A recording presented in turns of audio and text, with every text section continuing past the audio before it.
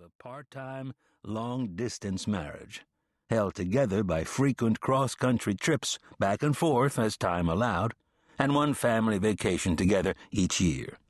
For Kerney, it wasn't a happy prospect. He looked over the plains. The green landscape was pleasing to the eye, deeper in color than the bunch grasses of New Mexico, but under a less vivid sky. He could see a small herd of grazing livestock moving toward a windmill, the outline of a remote ranch house beyond, and the thin line of the state road that plowed straight across the plains and curved sharply up the distant mountains.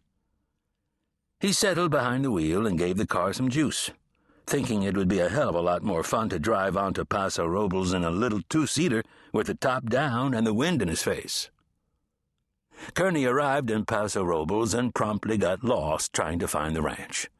A convenience store clerk pointed him in the right direction, and a few minutes later he was traveling a narrow paved road through rolling hills of vineyards, cattle ranches, and horse farms, sheltered by stands of large oak trees amid lush carpets of green grass.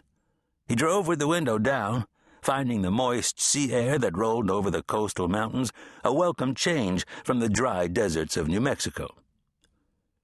He'd been offered free lodging at the ranch, along with a tour when he arrived, and he was eager to see how the outfit operated.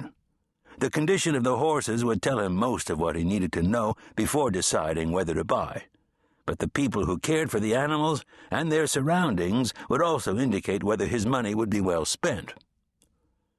Kerney turned a corner onto a wide open vista, eased the car off the pavement, and got out to take in the scenery.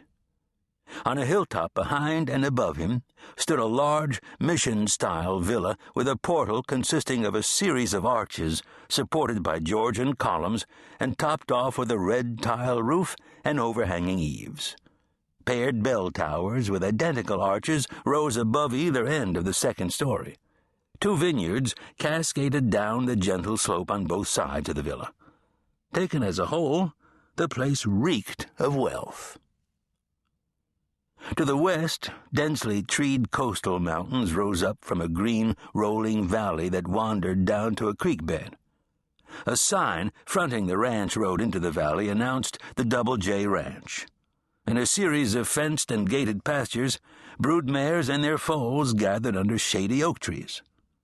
The ranch headquarters bordered the creek bed and consisted of 4 white houses around a semicircular driveway within a few steps of a birthing barn and a long row of covered open-air stalls adjacent to small paddocks. Beyond the stalls was a barn, which Kerney guessed was used to house the stud horses.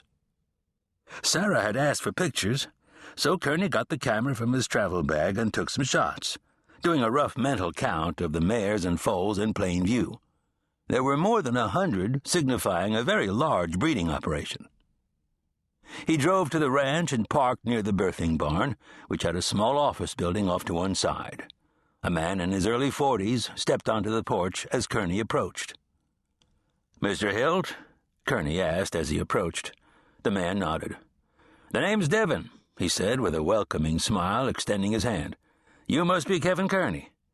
Kerney smiled back and shook Devon's hand. "Thanks for putting me up.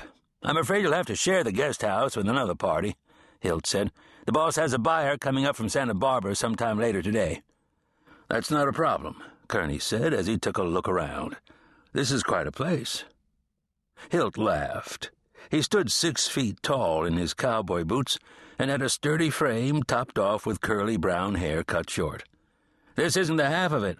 Around the bend a mile away we've got a training track, stables and pastures for colts and 2-year-olds. That's where the boss, his wife, his mother, and the ranch manager have their houses. This area is just for my family, the trainers and guests." "It's pretty posh," Kerney said. "I can't remember ever seeing a more beautiful ranch." Hilt laughed again. "It does make working for a living a bit more pleasant." He pointed down the driveway to a pitched-roof, single-story clapboard house surrounded by a picket fence. "That's a guest cottage. Want to settle in first or take that tour I promised you?" "Let's do the tour," Kerney said. "Perfect," Hilt replied as he moved toward the pickup truck. Hilt drove Kerney around the spread, passing on bits of information along the way.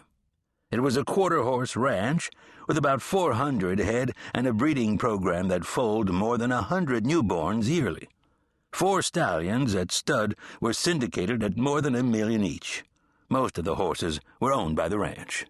The owner, Jeffrey Jardin, lived most of the time in Southern California, where he owned a high-tech manufacturing business with major defense and military contracts. But his passion was racehorses, and the ranch showed that he pursued it seriously. Kerney guessed the size of the spread at about 500 acres. He wondered what the value of the land was on the pricey California market. Hilt told Kerney that in the morning he'd meet Ken Wheeler, a former jockey who oversaw the operation and culled the horses that weren't suitable for racing. Kerney hoped he'd find what he was looking for: 2 riding horses for personal use, 1 stud to service Jack Burke's mares, and some 2- or 3-year-old geldings Riley Burke could train as cutting horses. Tucked into a separate part of the valley, away from the road, stood the training track and a set of fenced pastures that held good-looking colts and 2-year-olds. Open-air, covered stalls, and a barn stood adjacent to the track. At one end of the stalls, a circular pen contained a hot walker. Driven by an electrical motor, the device had 4 arms that looked like oversized propeller blades mounted on a triangular-shaped base. After training runs, the horses were hitched to the arms and mechanically walked to cool them down. On a hill overlooking the track were 3 houses. One, a 2-story Victorian with a low-pitched hipped roof and spindlework porch railings. It was flanked by 2 modest single-story houses built with wood cladding and brick. All were nicely landscaped and sheltered by oak trees.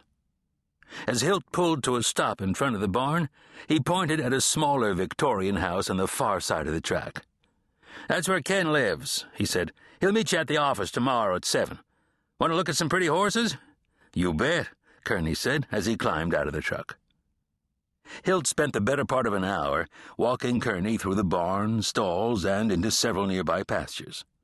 The horses were slick and well cared for, and the grounds, barns, and stalls were clean and tidy. Kerney learned that the ranch employed a full-time veterinarian, 2 tech assistants, 2 trainers, and a variety of stable hands, groomers, exercise riders, and laborers, many of them Mexican. Low-cost housing was provided for a dozen key employees. The 2 men entered a pasture, and several colts came trotting over to greet them. Hilt recited their bloodlines, while Kerney gave them the once-over. He found himself enjoying Hilt's company and the talk of horses. He stroked a chestnut colt's neck and ran a hand over its withers, thinking it was decidedly refreshing to get away by himself and forget about being a cop. Back at the guest cottage, Kerney found an overnight bag and briefcase on the floor of the largest bedroom, but no sign of the man who was sharing the accommodations with him. He dumped his stuff in another bedroom and looked around the cottage. Whoever decorated the place had a penchant for green and an obsession with frogs.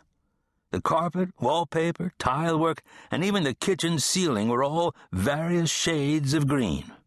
Ceramic, glass, and pottery figurines of frogs sat on every table, dresser, and countertop, and framed prints of jumping frogs, singing frogs, and comical-looking standing frogs hung on the walls of each room.